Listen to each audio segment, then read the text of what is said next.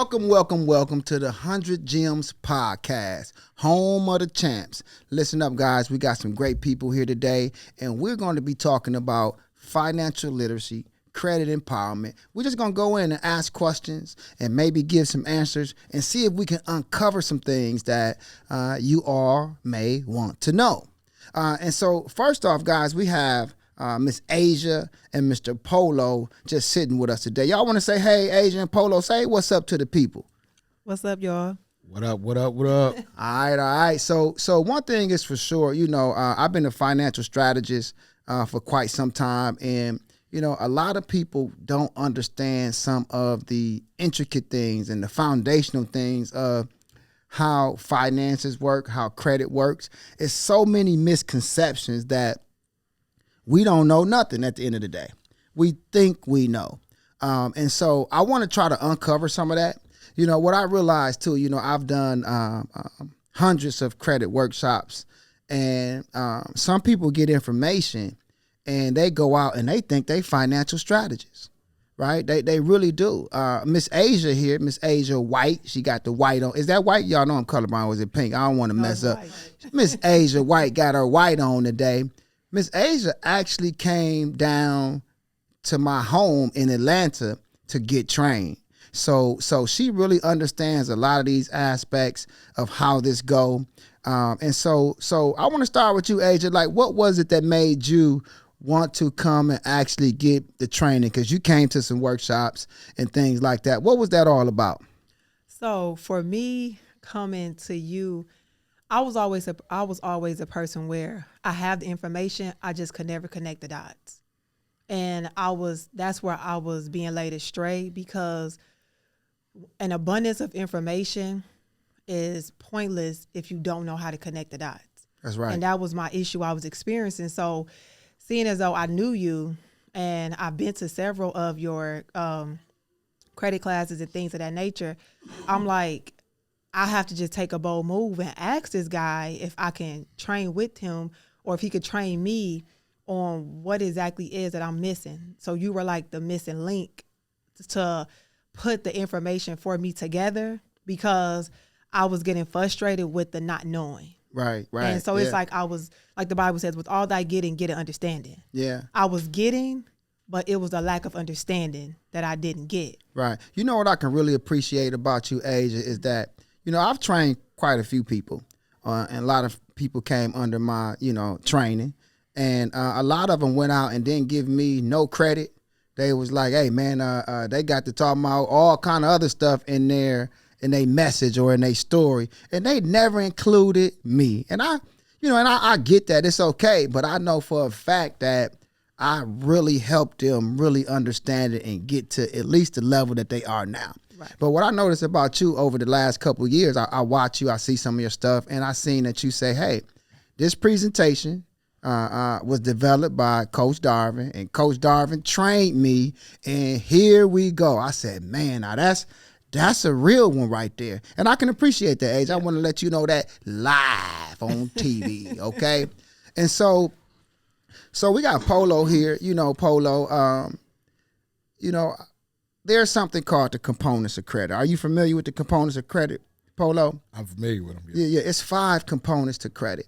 And so I know Asia probably know it, and that's why I'm coming this way. And those that's looking, from a strategic standpoint, from a foundational standpoint, the components of credit, the 5 components of credit, are the most important factors that you guys should start understanding when it comes to credit. Polo, tell me one or two, and anybody, y'all know the 5 components of credit, the people that's here today? Huh? No? Yes? Okay, somebody, Polo, I ain't gonna put you in it, because somebody yell out one of the components of credit. Credit mix, that's good. The different types of accounts is one of the components of credit.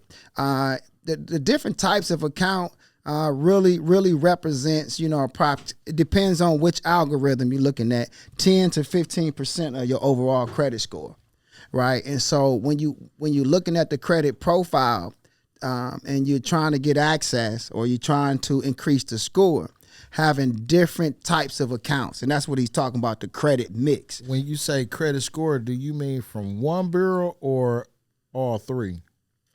Well, it depends. That's almost like a trick question, right, Polo? Because it depends on where that account is showing up at. Okay. Because some accounts don't show on all three reports, but and some do. Most of them do, but there are some banks that only report to TransUnion. Some may only report to Experian or Equifax. So in that mix, that's what will determine if the score will rise. For example, we have something called Rental Karma.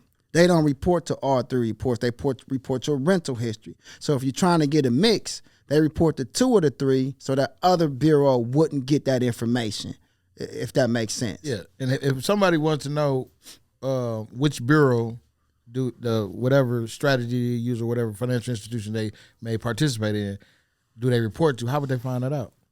Well, that's a good question. There's numerous of ways that you can find out. You can ask the bank. A lot of times the bank may not know, right? Or they may not, or they may just say all three. So, but that would be the best way to ask the bank. Now, from a more strategic side, there's regions. For example, we are in Wisconsin. Wisconsin is a what state? TransUnion. There you go. You see my student understand the game. So in Wisconsin, normally when you open a bank account and apply for certain products from that bank, they're mostly going to pull from TransUnion. And this is why, too, in Wisconsin, you will see people that have like child support and things on their public record.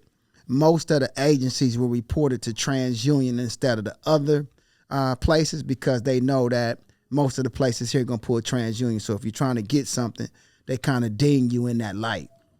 Mm-hmm. So Polo, let me ask you, man, about I know credit is important. Yeah. And some people don't realize how important it is. It's the utmost important. When was it that you started looking at credit, and why?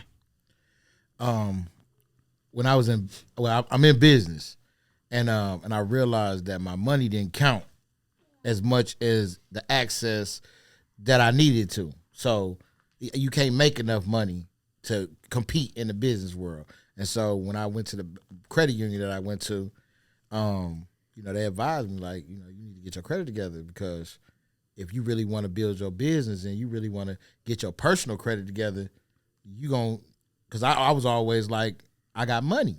If I see it, want it, buy it, own it, I could buy it. No. Now there's things that's out your parameter.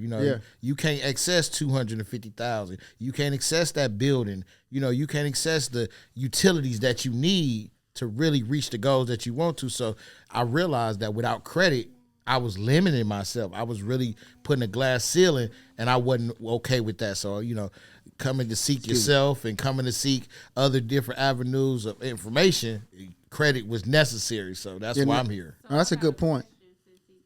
Okay. So my question is, because you'll hear people say, I know a little bit about credit, but you'll hear people say, like, I don't need no credit, because they think if they got all the money in the world, like he just said, you can just go buy. I can just go buy out whatever car I want. I can go buy whatever house, right? Because I got the finances. Yeah. Is that true, or is that? Yeah. So credit. I tell people this, like, credit is important. Like OPM is what they call it, other people's money, right? And so, yeah, if you got $200,000 and you want to go buy that car cash, you want to go buy that house cash, is that a good move? I'm gonna say no, because you can keep your money and use the bank's money. And now if something goes sour or something happen, you got another chance to come back to do some other investing. You follow what I mean? So no, I don't like to use our money. I would rather use the bank's money. And a lot of times, some of the biggest things that we buy are with credit. Most people can't buy a house cash. Right. Most people can't buy a car cash. So they have to, look at credit. Unfortunately, a lot of times we wait till it's too late. Or, okay, I need a house next month, and my scores is like this. So they either get the house or they don't. And now if they get the house, because they haven't prepared, they're going to pay more money for the house. through something called interest, right? They're going to pay more interest because they didn't prepare. Right. And so everybody should prepare, okay?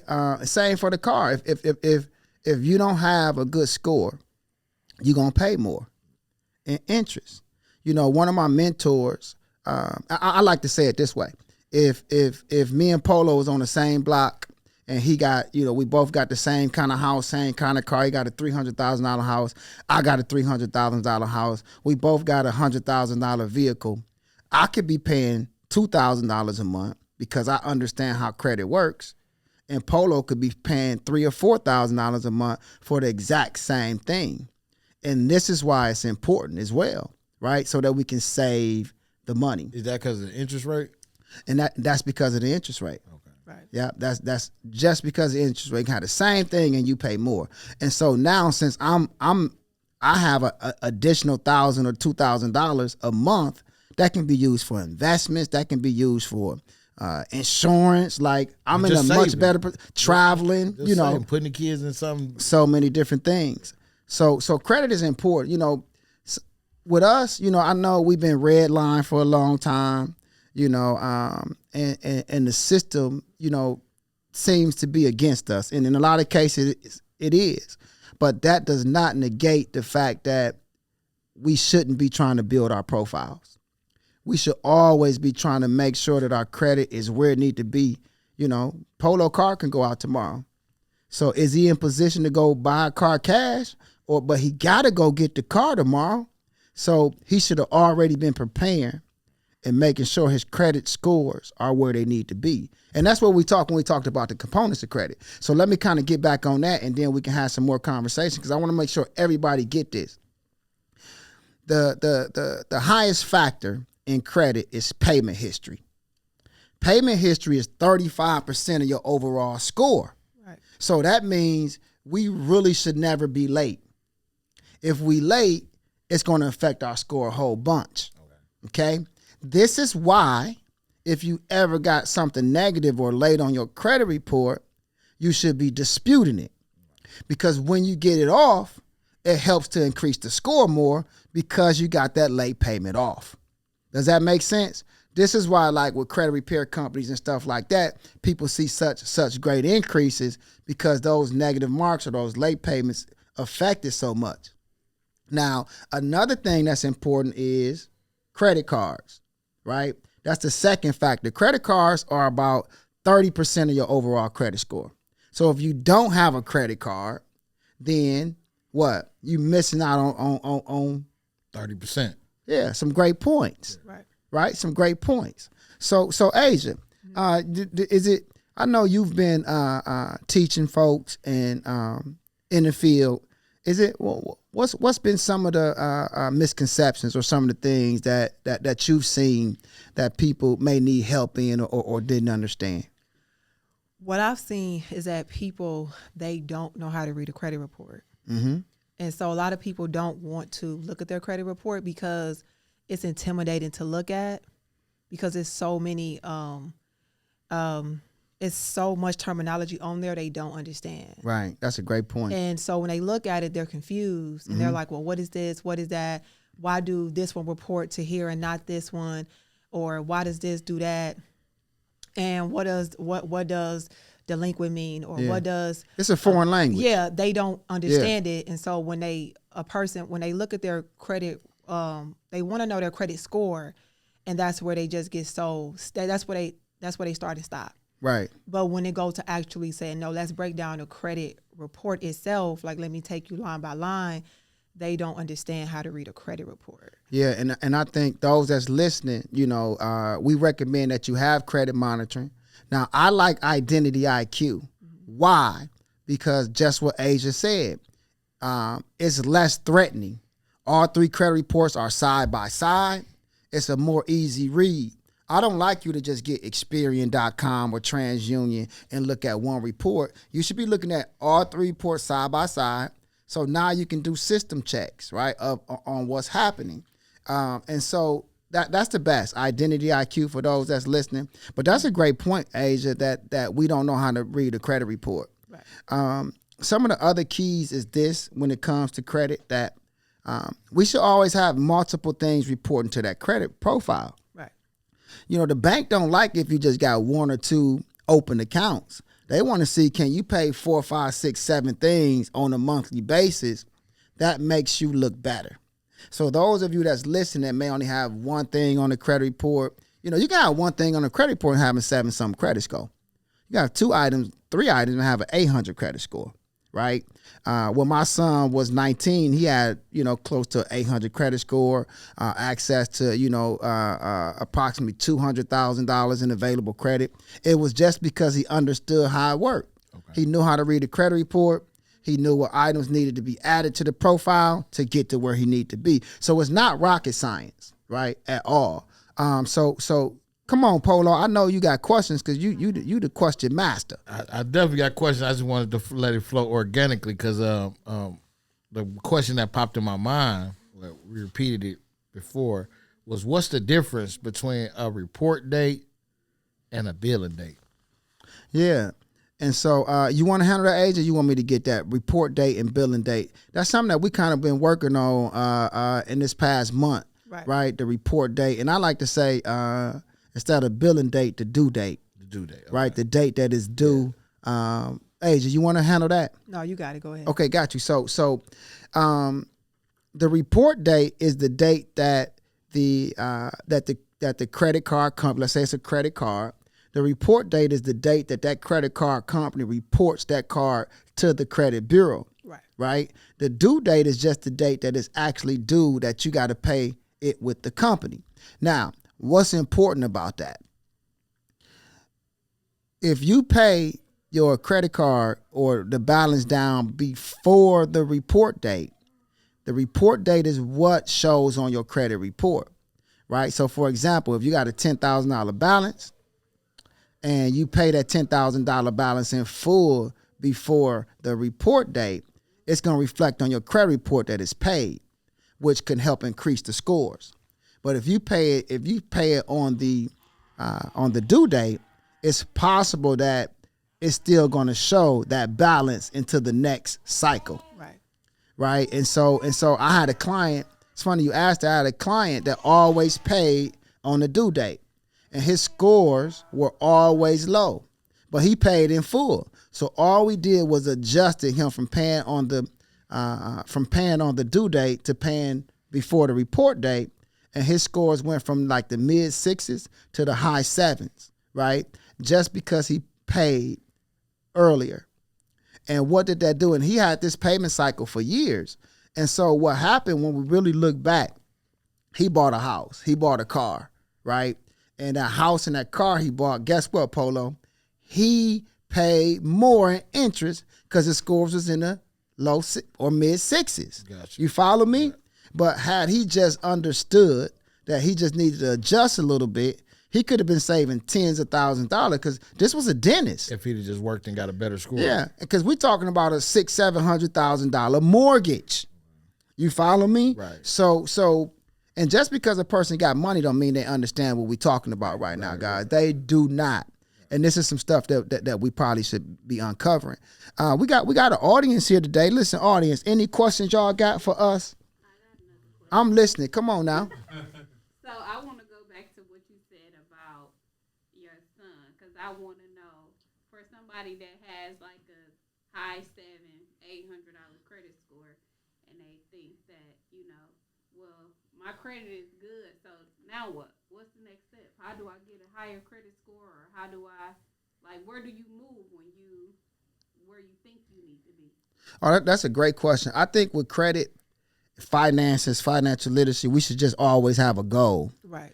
I'm not sure if it's score driven. Like, 800 is a good score, but an 800 don't mean nothing if you ain't doing nothing with it. Right, I was at I think it was Chick-fil-A a couple years ago, and I'm the kind of guy that conversate, and I was telling the guy I'm a strategist and I help people get to the next level. He said, "No, I'm good. I got an 800 credit score." So he automatically told me he was good. He don't need me because he got an 800 credit score. So I went right to saying, "Okay, you got an 800 credit score. What are you doing with it?"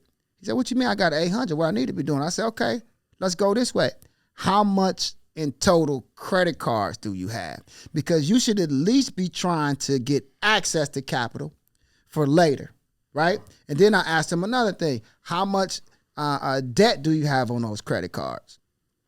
He didn't have much debt, $4,000 or $5,000, but guess what? He was paying interest on that. So you got an 800 credit score. You could go get another credit card with 0% interest. Now you saving money because now you ain't paying interest. That debt can be paid down faster. And how do you do that? By transferring? By going to a company, getting another credit card that have a 0% introductory and balance transfer it over. Right? So I always say this. If you paying interest on a credit card, you don't know how credit works.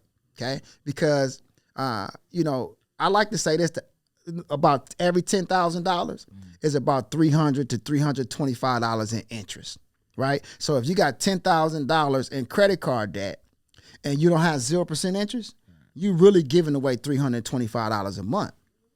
You follow what I'm saying? Yeah. You're supposed to go get another 0% product and roll it over so you can save $325. Okay. So those that heard that my book could be out next week, you buy my book because I just gave you a whole lot of game. That's thousands of dollars worth of game. Imagine somebody got $20,000 in credit card debt. That's $600 a month. In 1 year, that's $7,200. Right. They supposed to have a plan.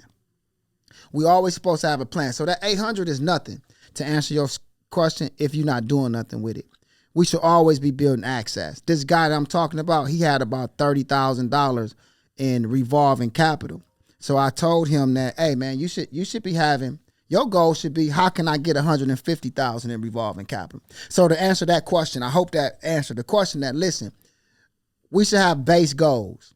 Those base goals should be this. We should have at least $150,000 in revolving capital. That means credit cards and lines of credit. Why? Because we don't have to pay anything until we use it. Now we can wait on an investment. Right. We can wait on an opportunity, and we have it right here. Okay? So if we ain't doing that, we ain't doing nothing. So if you don't have that, then that's what you should start working on. Right. Is it safe to say that you can deal with multiple financial institutions when it comes to credit cards or lines of credit when you're dealing with building your portfolio? Yes. Hey, Asia already know that multiple relationships is important. Right? Because what one bank won't do, the next one will. Most of my students, we're going to do a minimum of 5 new bank accounts in the first year. Minimum. Do certain banks deal with certain industries more than others? Yeah. So that's where your homework come in at. Certain banks deal with certain industries and some change. For example, U.S. Bank used to work in the trucking industry. They gave loans to truckers. Now they ain't messing with you at all. They change depending on what their interests are, right? A lot of them, of course, don't deal in the marijuana industry. Some ain't gonna deal in the sex industry. Some ain't gonna deal. You follow what I mean? So we have to be creative in making sure that we're having relationships with the banks that's lending in the industry that we coming after. So that should be that you be mindful of that when you apply with these different financial institutions. That's right. And so you want to set up everything, like I said, 5 business accounts. We supposed to know what businesses lend in that industry, and we supposed to already know, what products they have and if we able to get those products. So get your relationship banker, call the bank. Hey, this is Polo. Just checking on you, just open up a new business. And I was thinking about using your bank. Like, what kind of products you guys got over there? What kind of, what do you need? Do you need 1 year history, 2 years history? Do you need money going into the account? They'll answer a lot of those questions so you can kind of feel around on what you need to be doing. Right. Secure credit cards. I could talk on it, but I'm going to see what my student has to say about secure credit cards. Okay, Asia, he wants to get a secure credit card. He's just asking. I'm just giving you this. He wants to get a secure credit card. What are we saying to the gentleman? Okay, so secure credit cards, they're not bad, but what I've learned and what I've also teach is, what is your credit card goal? Because it's secure credit card, it's not a real credit card. So you got to put your own money on that credit card, and they're going to report it as if it's a real credit card. But the question is, what limit of a real credit card do you want? Do you want a $10,000 credit card eventually? Do you want a $5,000? Or bottom line, do you want a high limit credit card? So if you know you want a high limit credit card, why would you put $300 on a secure credit card? Because you're lowballing yourself, and the next credit card company, they match what the last one did. So since you lowballed yourself, then they're just going to keep on keeping you in that realm. So if you don't have at least, I'm going to say at least $1,500 to put on a secure credit card to put yourself in like the $1,000 plus club, don't even think about it, because you just lowballing yourself, and then you're just setting yourself up to always get low limit credit cards.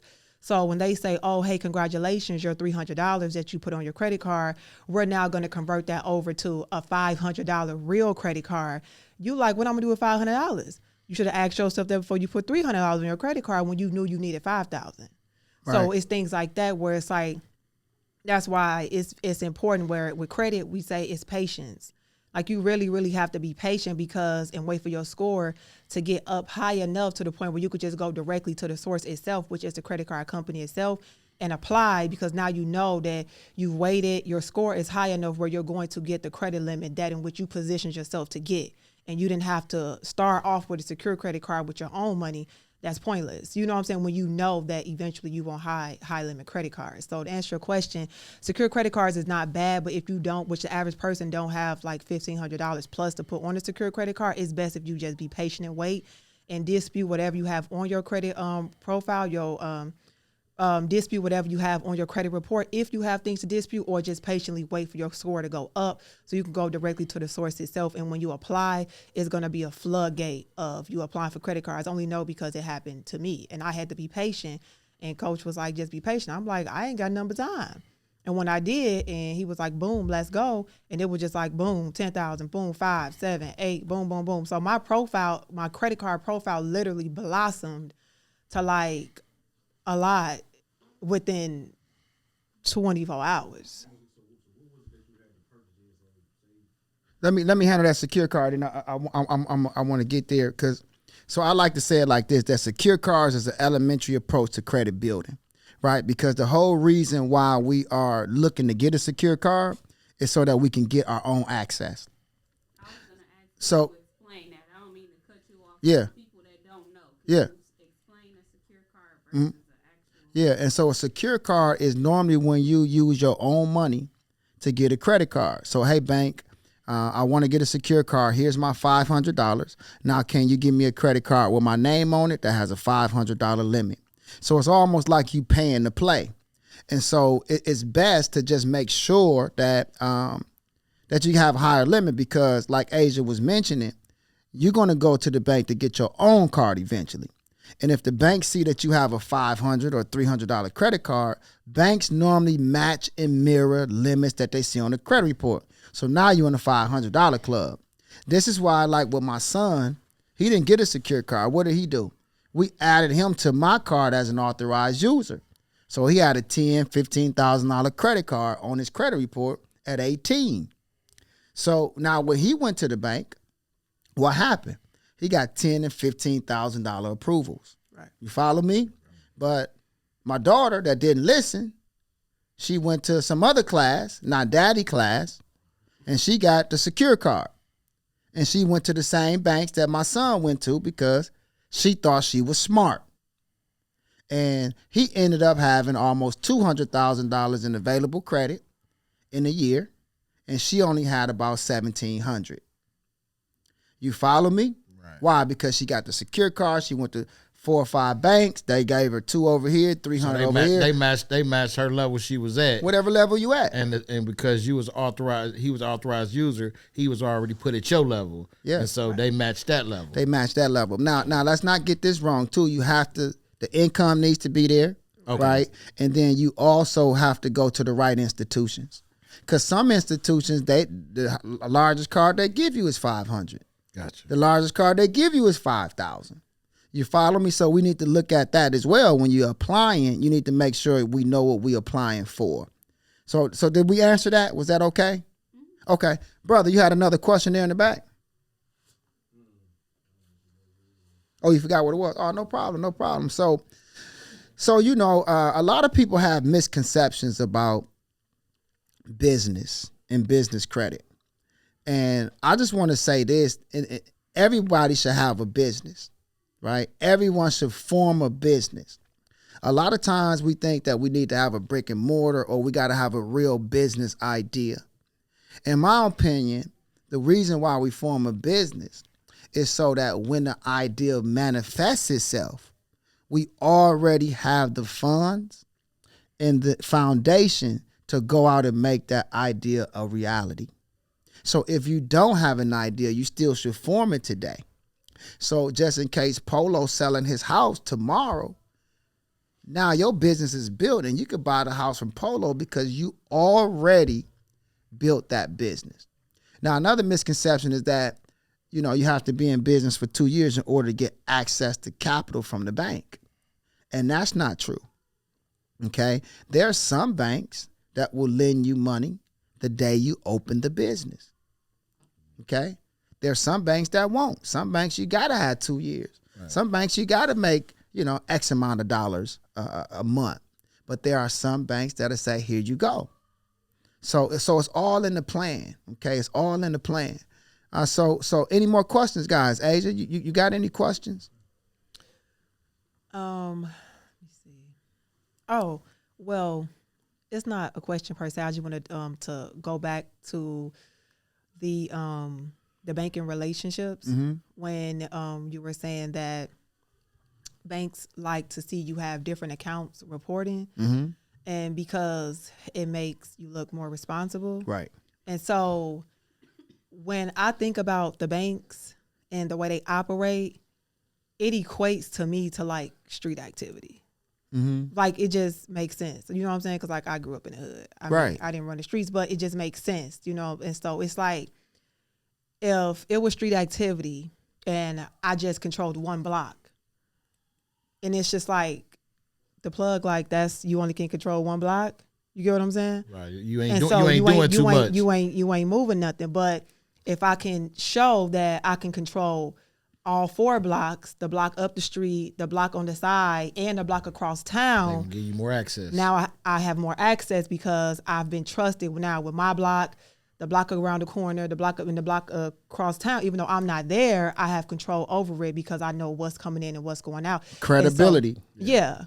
And so that's basically what the banks look at. They like, well, okay, you have control over all of the things that you say you have control over, your car payment and your student loans, as well as your credit cards and mortgage. They like, you're controlling this really well, and you're not late.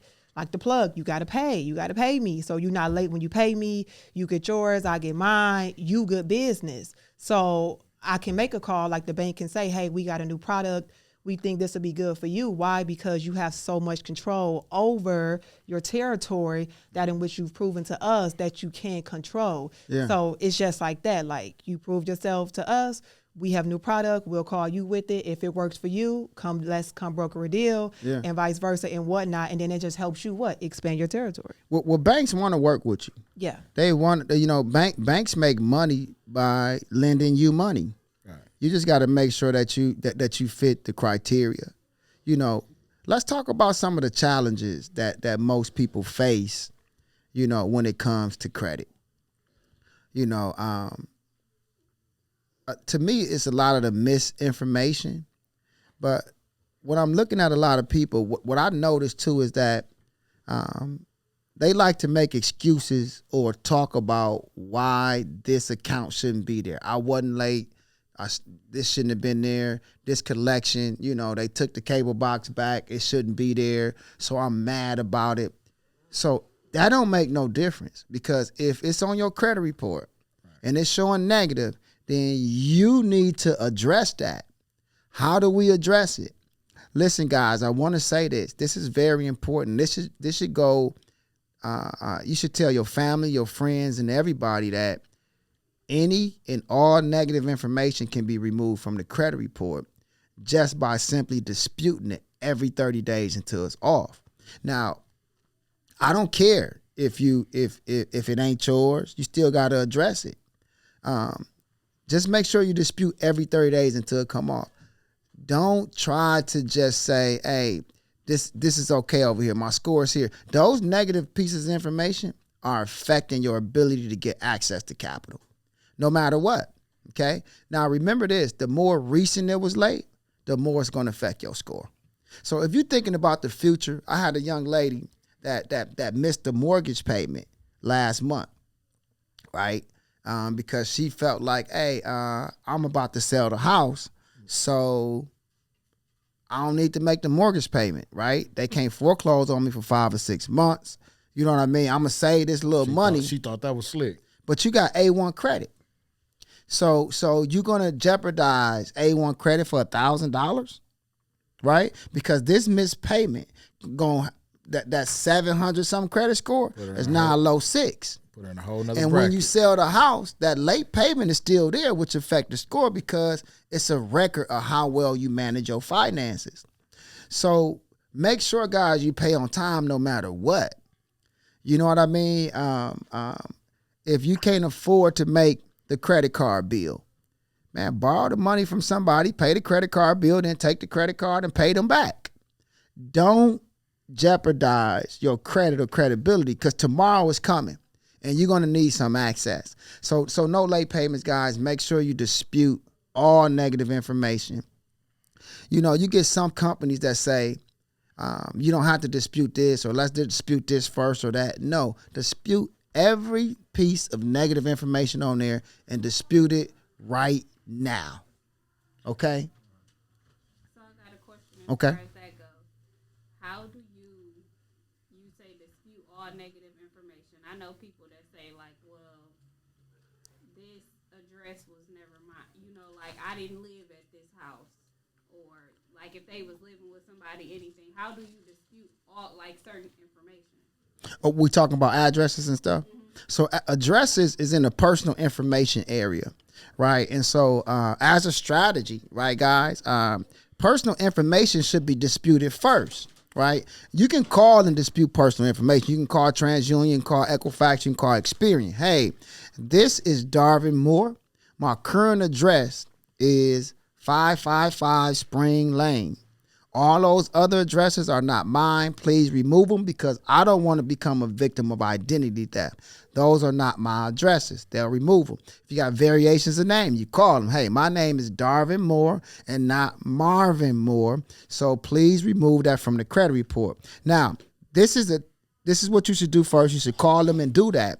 Also, since we're talking about personal information, never tell somebody you self-employed because that will be on the credit report, and that's a red flag when you're trying to get access to capital.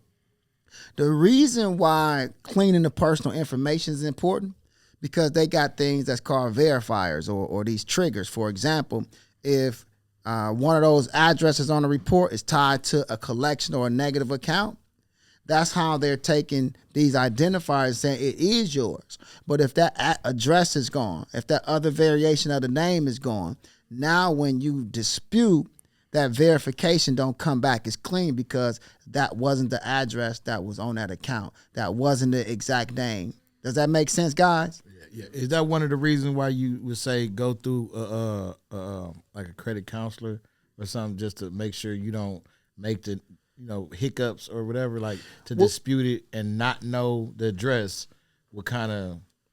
Well, I'm gonna say this. You should. It's a lot of credit counselors, credit repair companies. They should be vetted. They should be. Somebody should say, "Hey, Polo, this is a good company. Use them because I use them. They do good work." But because a lot of them don't understand all the dynamics of how it works, right? All of them don't give good advice. Even attorneys. Not to knock attorneys. I like attorneys in certain areas, but. Debt consolidation, for example. There's a lot of attorneys that do debt consolidation. There's a lot of credit repair companies that say debt consolidation. I'm going to tell you right now, don't do debt consolidation. You can do, if you understand how credit works, you can do your own internal debt consolidation. Right. I had clients come to me that said the attorney told me don't pay these credit cards for 5 months or 3 months, and then they can get it lowered for me, okay? Where I don't have to pay the $5,000 for the credit card. I can just pay $2,000. That's something you can negotiate yourself first off. But imagine, we just talked about payment history, the number one factor on your credit report. Now, this attorney told the client, don't pay none of this. So what does that mean? That means your credit is shot. Yeah. That means ain't no houses, ain't no cars, ain't no real access for years. Maybe even jobs. So why would you do such a thing? Okay? So if you want to consolidate, then you go take yourself to the bank yourself and say, hey, because that's all they doing is getting a loan. Right. And moving the money over. I told you that with 0% interest, it's the same thing. Transfer the money over. Now, if you just lost a job, you ain't got no dollar, you know you can't pay, I understand. But you don't need an attorney to negotiate a debt for you. If you don't pay them people normally in 6 months, they charge it off anyway, right? And you can call them and say, hey, this $10,000 I owe you, let me give you this good $1,500 or $2,000. Will you accept it? It's just a yes or no. Right. It's the same thing the attorney's going to do. Does that make sense? Yeah. A lot of times, too, with credit counselors, credit repair companies, remember I said dispute all items on the report. Sometimes they won't dispute all of the items, right? You might have 10 negative items. They'll dispute 2 this month, charge you monthly, 2 the next month, right? Dispute them all.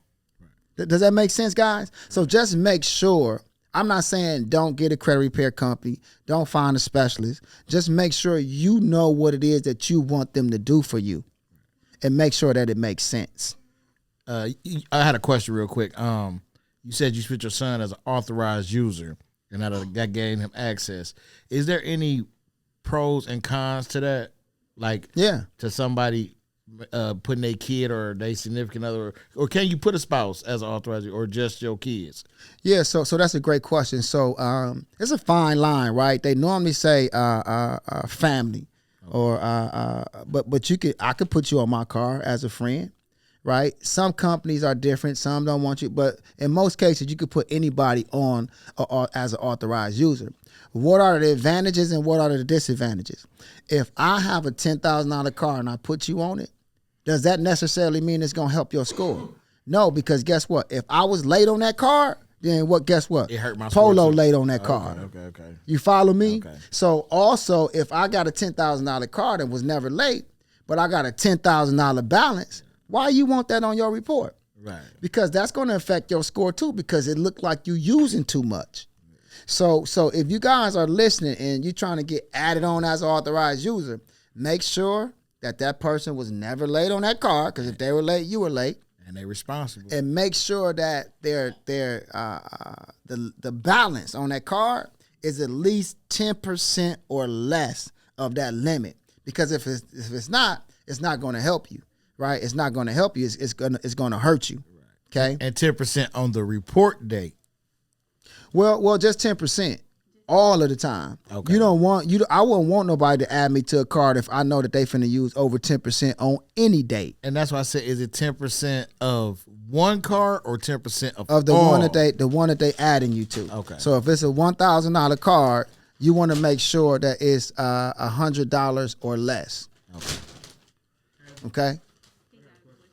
Okay. Got another question?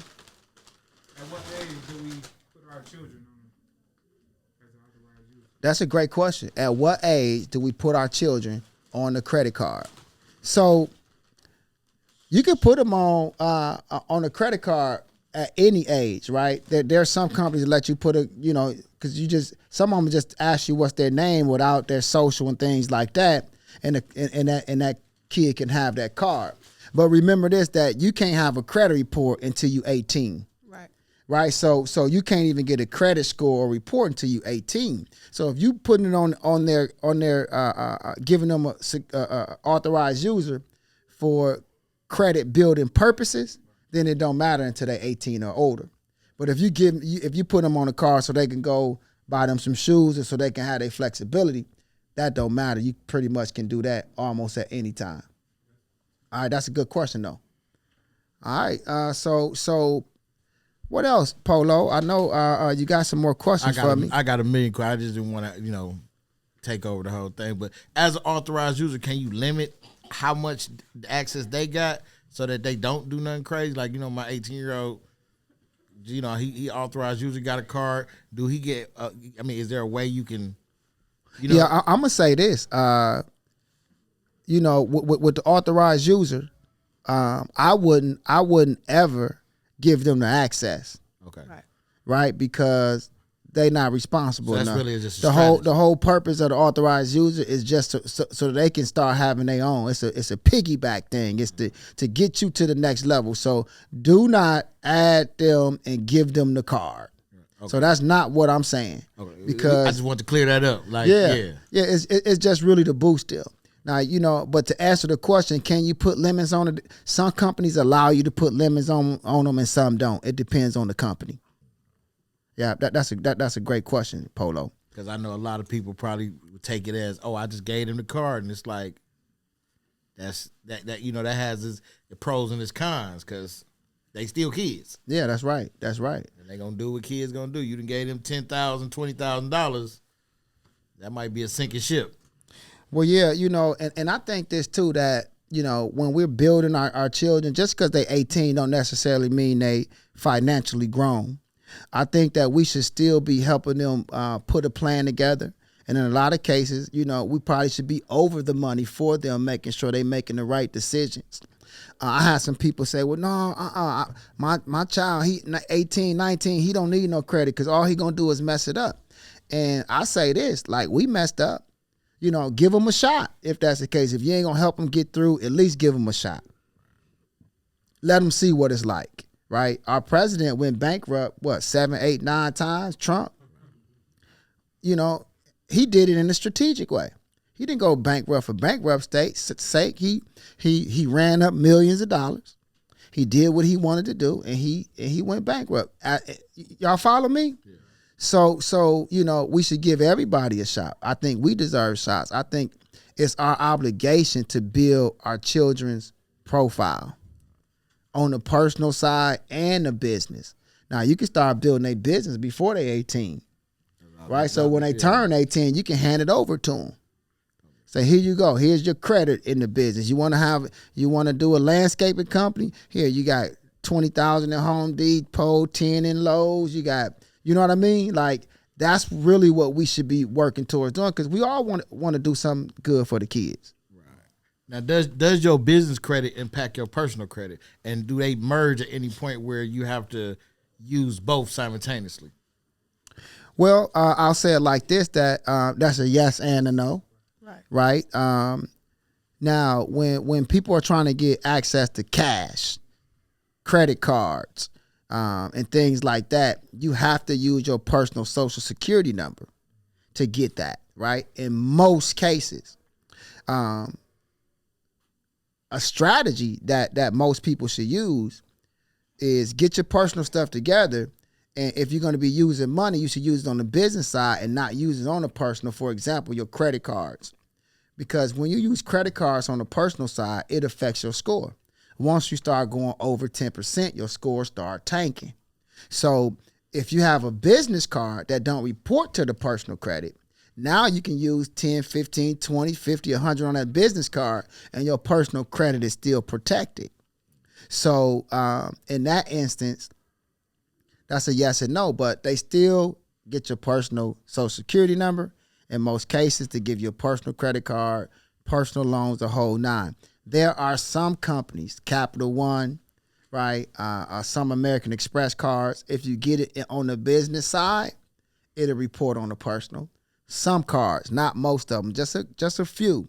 So you just got to know which ones those are. Now, on the business side as well, they have things called non-PG. PG stands for personal guarantee. So there's some things on the business side that you can get without using your social security number, but it ain't cash. It ain't a credit card. It might be a store card. You can potentially get a Amazon card, although Amazon not doing cards right now. They don't have that product for the business, right, in credit. But, you know, Home Depot, Lowe's, Menards, right, Uline, Granger, Quill. Those accounts don't require you to use your personal social security number. That's business only things. They call that non-PG, meaning that you don't have to personally guarantee it. If something happened to the business failed, you can't pay it, they don't come after you. right? And even on the business side, there are some cards that if you miss a payment, now they put it on the personal side. If you miss the payment, but as long as you're paying on time, it's never over there. Now they have some companies. One in particular is BHG. I shouldn't be giving up this much game. Bankers Healthcare Group. They don't report to the person or business. Okay. It's a business card that don't report to the person or business. It's like it's a ghost card. Okay. Yeah. So it just depends on the strategy. So remember, guys, my strategy is if you didn't get nothing from today, some of the things that you should be looking at is if you got anything negative on the credit report, dispute it until it's off. What are the goals? The goals should be having access to $150,000 to $200,000 on the personal side in revolving capital, right? And the same thing on the business side. Because the sister asked me about a goal. What's the goal? What we doing? We got this 800. What we doing? If you don't have that, that's the first thing we should be doing. Even if you don't have a goal of what you're doing with the money. Because what? Revolving accounts or lines of credit and credit cards, you don't pay until you use it. Right. I have 44 credit cards, right? Why I got 44 credit cards? Because if some come up, you can use them. I can use them. I ain't paying $1 on them right now. Does that make sense, guys? So if you don't have that access, then that's the first thing you do, whether you have a plan for the money or not. Now, you should definitely be thinking about a plan, but you don't have to have one because sometimes things happen. When COVID hit, a lot of businesses went out of business. Some of them were great opportunities for somebody that got access to come and invest. Y'all follow me? Like, I think that everybody in a lifetime gets so many chances of really hitting it big. Wait on it. Have patience. You know, you don't have to spend the money just because you got it. Now, I was talking about revolving accounts. Remember, there's something too called installment accounts, which are loans. I'm not telling you to go out and get $150,000 loan. That's not what I'm saying.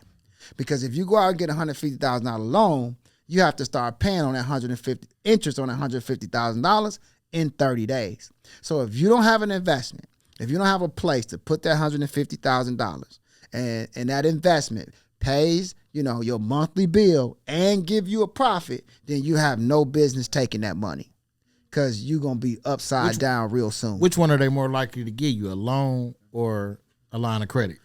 Well, that's a great question. It just depends on how you plan. It's in the planning, right? But, you know, loans are in a lot of cases a little more easier because, you know, they'll give you a car. All you got to do is have a heartbeat and a paycheck stub. Right. A car is a loan. Yeah. You know what I mean? So financing is a loan. Mm-hmm. Okay. You know, that's a loan. And so just be careful. You know what I'm saying? And all banks aren't created equal. Just because this bank say they're going to give you this loan for this interest rate, you know, you could check other banks and you could check other rates. Just don't go for it just because they gave it to you, right? And remember, we're not going to the dealership to get car loans because they pull that credit report 10 to 15 times.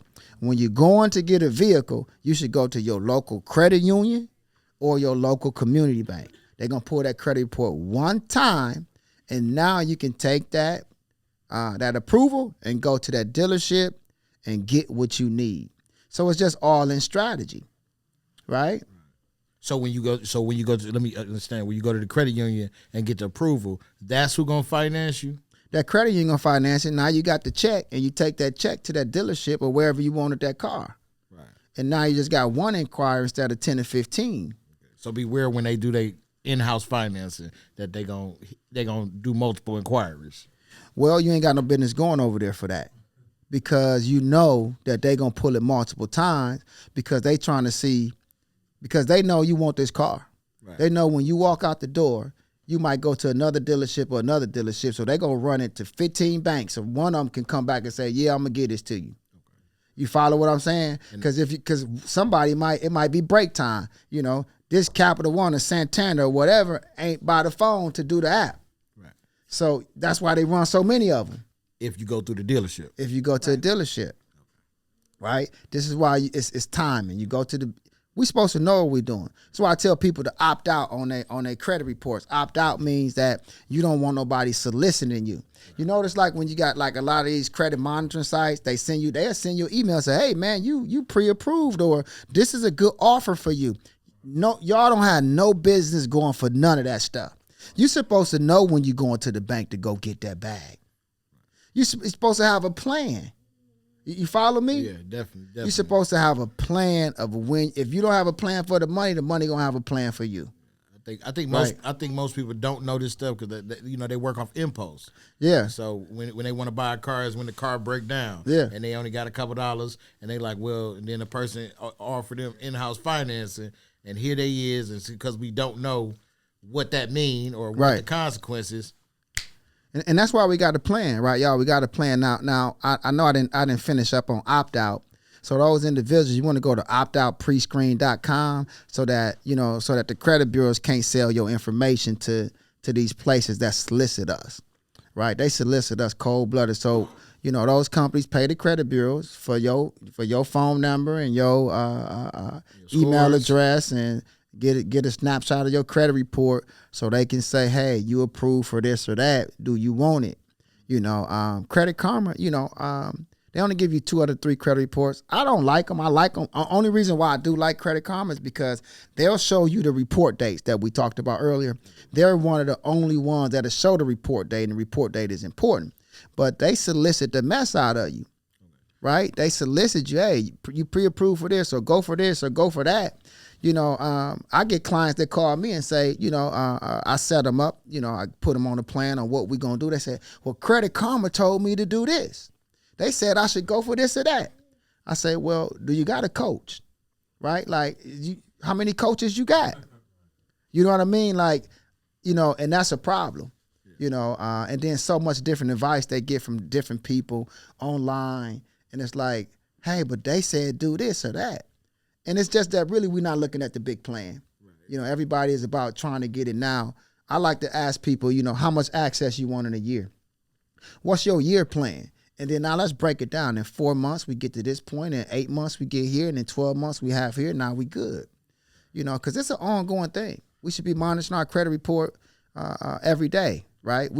I look at mine a couple of times a week. You should too. What's a safe amount of credit cards for the average person who work versus the average person who has a business to have? As many as you possibly can have. Now, I ain't gonna say as many. It's really a number amount, right? Because just because I got 44 credit cards don't mean I got 440,000. Right. I could have 44 credit cards, only have $100 limit. You're right. So it's not really about how many in reference to that. And this is why I like us to have a monetary goal, okay? It used to be a misconception. I used to think that having too many credit cards was a bad thing, or it can affect the score in a negative way. But that's not the case, because payment history is the number one factor. So if I got 40 credit cards reporting, every month I'm getting 40 things saying I'm paying on time.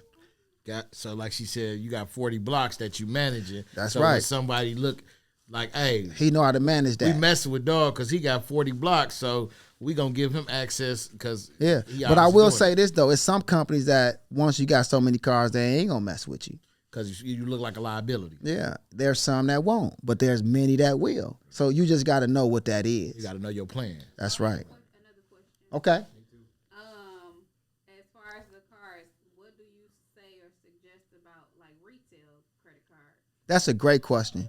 I don't like retail credit cards. Yeah. Retail credit cards don't give you as much scorage or points as a Visa or MasterCard, as a major card. The other thing about retail cards, in a lot of cases, their interest rates are super high, okay, and they don't hold the power of 0% interest. Like, one of the things that I want us always to look at, like if we're going to, apply, is look for something that has the low interest rate or the 0% introductory, so you can transfer things over. So you can save some money. You know what I mean? So I don't like store cards for that reason. Now on the business side, that's different, right? On the business side, you can get some store cards and things like that just for the business sake. But on the personal side, I stay away from them. Now, But I do have a store card. I do have a store card. What store card I got? Do anybody know? Tell me what store card I got, and I'll tell y'all why I got it. And it's gonna be a gem. Huh? Macy's. Macy's actually is a good store card. It's not Macy's. Do you have JCPenney? Nope, it ain't JCPenney. And the only reason why Macy's is a good card because it was backed by Amex, and they'll give you a higher limit. So the only store card I got, but Macy's is more like it's still backed by Amex. You can use it anywhere as American Express card. But the store card I got is a Lowe's card. Okay. The reason why I got a Lowe's card backed by Synchrony Bank, that ain't why I got it. I got it because Lowe's would normally give you a high limit, right? Right? Lowe's would give you a high limit. Okay. Hey, I got somebody gave me a message. They said they need my book. That's right. You're gonna be the first person to get it because you put this on here, okay? Would you like the book sent to PDF form, or do you want the book? The book ain't gonna be ready. Okay. All right. No, put your information on there, and I'll get that book to you. You're gonna be the first one to have it. It's gonna be worth some money too, man. You're gonna be the first one. Yeah. So I hope everybody listening get the book. What platform is the book gonna be on? It's gonna be on our platform. It's gonna be on here and whatever platform except our book. So I haven't did that part yet. As far as platforms, I looked at some Amazon. I looked at some other things, but I think that we're gonna market it and push it our way. Okay. Mm-hmm. Yeah. Credit empowerment, financial literacy, the Coach Darvin approach. So in the book, it's about 15, 16 chapters. After each chapter, you have multiple choice questions to make sure you got what that chapter was talking about, and I think that's gonna be key and important. But it's some great things in the book. Also have a dispute letter in the book. A dispute letter we normally sold for $50, but the book only $25, so you just get that inside of it, you know. And then it has multiple strategies, action steps, talks about how credit started, you know, and all of those things. So yeah, you guys definitely want to get that book. All right, I got you. I appreciate you for coming out, man, and hanging out with us. Yep. So we have one of my besties in the building today. Her name is Brittany. Brittany, you want? Hey, Polo, can she change with you for a second? I want to get her on here. She think she was gonna get away without getting on. Come on, Brittany. I got 2 or 3 questions for you. I promise you, I do. Come on, sit down. Her bestie over here on the wheels of steel. We have Miss Brittany in the building. Hey, Brittany. She coming, y'all. Y'all see her on the wheels of steel there. Come on, Brittany, put them headphones on. That's right, I got her. Y'all see how I got her? Hey, Brittany. Hi there. Oh, okay. She acting shy. This is her first time on the podcast. So Brittany, I know we've been working together for a little while. Can you get a little closer to the microphone, Brittany? Sure. There you go. Yeah, so Brittany, I know we worked together before. Mm-hmm. Can you kind of tell me, your experience with credit or some of your thoughts with credit, like, or me as a coach? I don't know. Maybe you can give me a plug, but I know you got a lot to say, Brittany. Come on, talk with us today.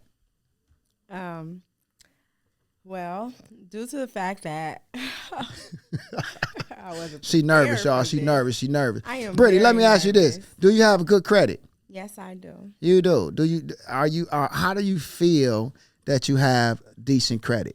I feel amazing about it. Something that I never really thought that it was so important to me, Right. Or even in life, I didn't know.